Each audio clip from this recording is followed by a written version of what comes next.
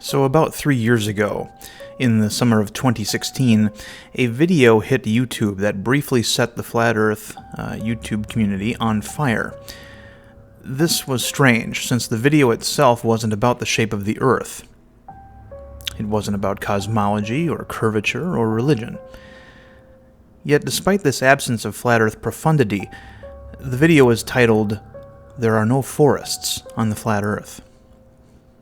Now, why would anyone put the words Flat Earth in the title of a video that has nothing to do with the Flat Earth discussion? Simple. It was 2016. This was back when, if you put the words Flat Earth in the title of your video, you were guaranteed at least 50,000 views by the end of the week. This was, of course, before YouTube had modified their search engine and algorithm to prevent the growth of the topic, which in 2016 was more searched than even Kim Kardashian. This video was created by a Ukrainian whose name I can't pronounce but will put up here on the screen. It apparently translates into the man from Ricey.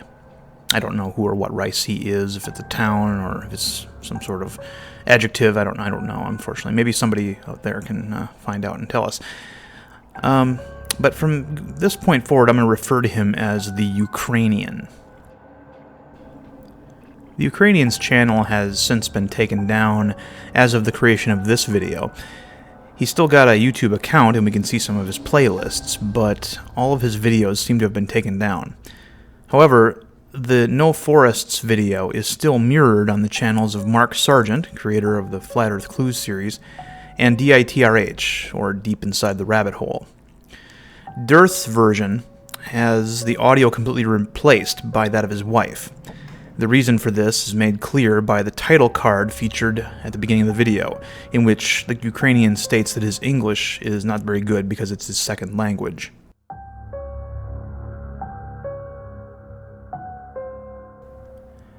I've linked both versions of the video below. Mark Sargent's version is identical to the original, except Mark fixed the Ukrainian's audio levels, which were all over the place in the original video. I'll be honest, this video is a bit of a slog, but my video today will be a sort of short version in which I paraphrase the idea behind the video and summarize the part of it that intrigued me most. The Ukrainian begins by showing us some pictures of forests, as he tells us that what we are looking at aren't forests, and that nobody living today has ever actually seen a real forest. He insists upon this, and then asks the viewer, "Do you think I'm out of my mind?" Hold that thought. He goes on to say that the trees he's showing us aren't real trees, and that they more closely resemble shrubs and bushes.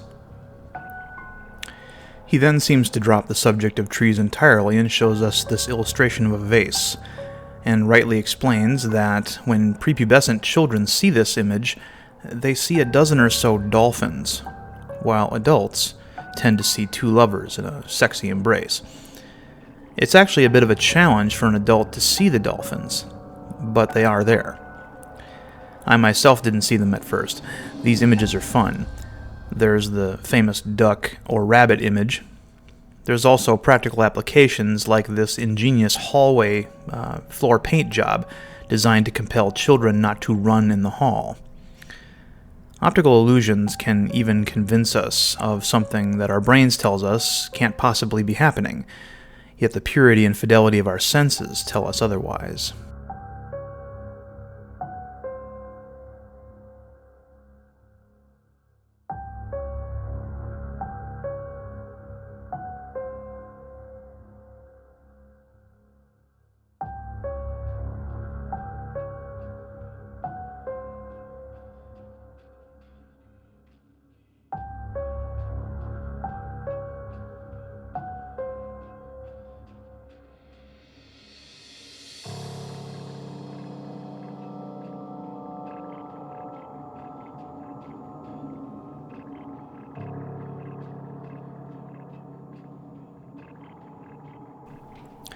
The Ukrainian then shows us this common image and tells us that this is actually a rock formation formed by magma rising from the Earth's crust and cooling into the shape we see today. He again asks the viewer, "Do you think I'm out of my mind?" You're saying that this isn't a tree stump in a bed of daisies? Let's take a look at what you call trees for just a moment. We then see a number of images of trees, and the Ukrainian goes on to reiterate that these are not in fact trees. He mentions ancient fairy tales that describe what he calls fairy forests, and asks, where are all the fairy forests we heard so much about so many years ago? He next shows us a montage of images from the late 1800s when Americans traveled west and began clearing lumber. The trees he shows us are immense. The kind you really don't find anymore, at least not in the United States. He goes on to say that this makes no sense, that the effort and danger of bringing down trees of this size would be, or would have been, counterproductive, and they would have gotten much more lumber if they'd targeted smaller, easier to manage trees. The Ukrainian likens these images to those of crime scenes, but he also states that he forgives these men for cutting down such massive trees because they weren't the ones who decided to do so, but rather the lumber barons they worked for, or perhaps persons of even higher stature. He goes on to say that, strangely, a handful of large sequoias were allowed to survive the slaughter, and that these remnants of actual forests are now euphemistically called national parks. He states that this is all that remains, at least in the United States, of the so-called fairy forests of old. He then shows us ice flows from the pole, and mentions that many scientists have commented that there does seem to be way too much ice in these parts of the world. Too much water, frozen, just sitting there, waiting to be melted. He then asks, why is all this water here? What is its function and purpose?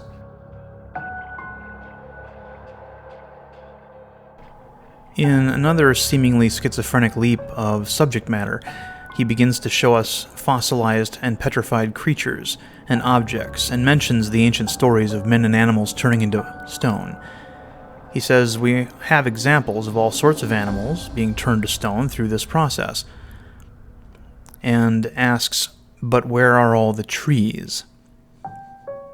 Incidentally, he also mentions how Egyptian artifacts were found in the Grand Canyon, another so-called national park.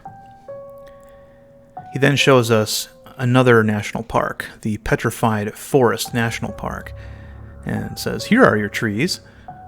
But the Ukrainian balks at these images, saying that they've been staged.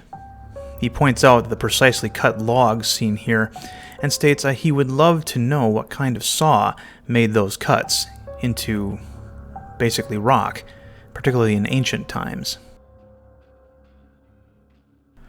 Just as an aside, I'd like to point out that the petrification process doesn't necessarily take millions of years.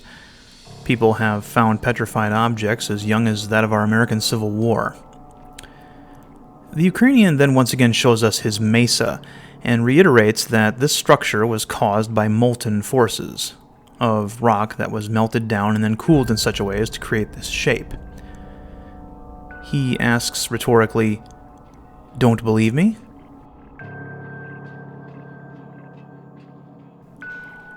What about now? He then shows us images of Devil's Tower in Wyoming. This is where the penny drops and the video's point becomes clear. The Ukrainian shows us images taken from Devil's Tower where we can clearly see the hexagonal shafts that comprise the tower. Hexagonal shapes, incidentally, are formed by biological activity. They're nature's way of maximizing strength and content volume. They are produced by animals such as bees and are also present in the stems of many plants.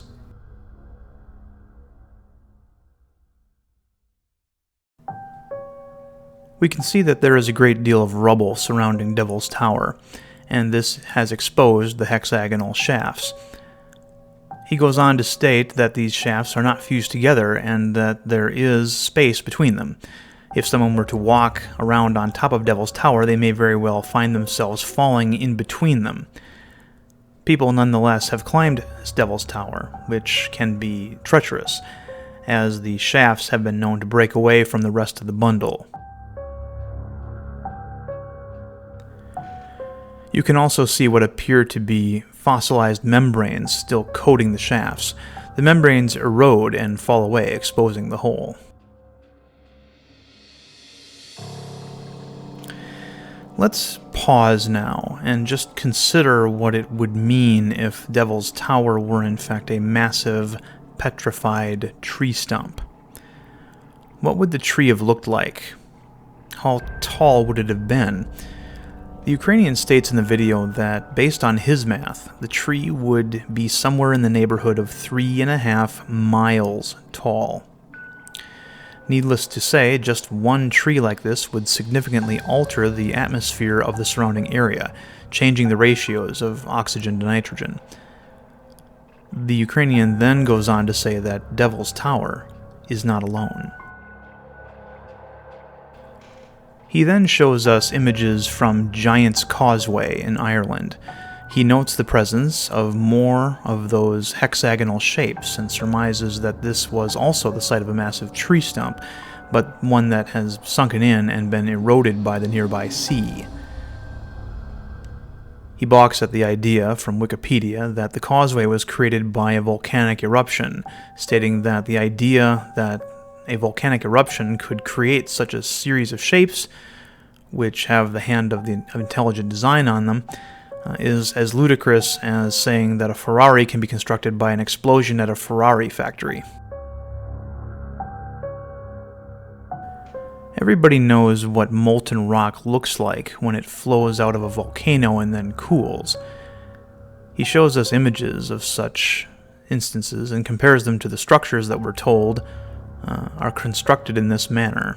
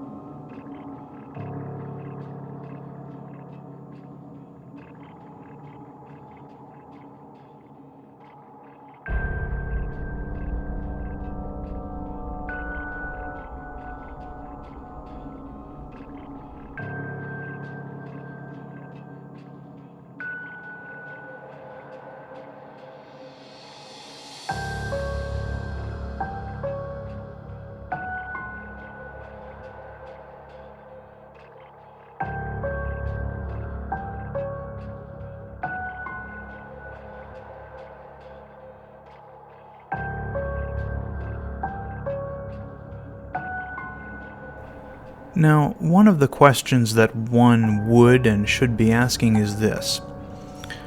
What could turn a wooden tree stump via petrification into such a structure? Well, there is one event that I can think of that would do such a thing. The Great Deluge does not just belong to the book of two religions. Most ancient cultures had stories about a massive flood that devastated the world. The one many of us are familiar with is the one from the first book of Moses, or as it is known today, the book of Genesis.